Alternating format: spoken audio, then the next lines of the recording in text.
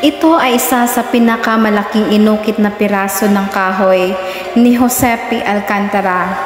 Mayroon itong 50 talampakan or 1,536 cm na eskultura sa dingding. Ito ay hindi lamang isang piraso ng kahoy. Binubuo ito ng maraming panel na may mga gaps na pinagsama-sama.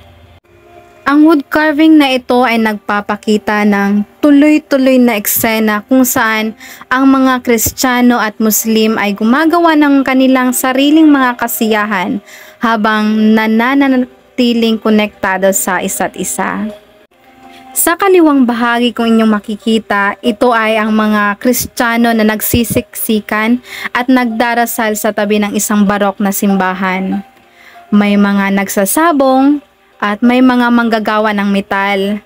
Meron ding tumitingin sa balangay sa gitna at tinitignan ang pagbabago na tampok sa pamumuhay na ngayon ay nagpapakita ng mga Muslim na sumasayaw at tumutugtog ng mga instrumentong tanso na para bang mayroong nagaganap na kasiyahan.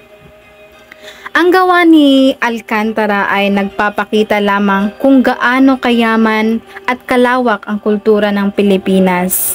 Kaya't karapat-dapat lamang po na tangkilikin natin ang sariling atin, mahalin natin at ipagmayabang ang mga kulturang Pinoy at kung anong meron po sa atin. Sana sa binahagi kong ito ay meron po kayong natutunan. Maraming salamat po sa inyong patuloy na panonood at pagsuporta po sa amin. Sa uulitin, paalam!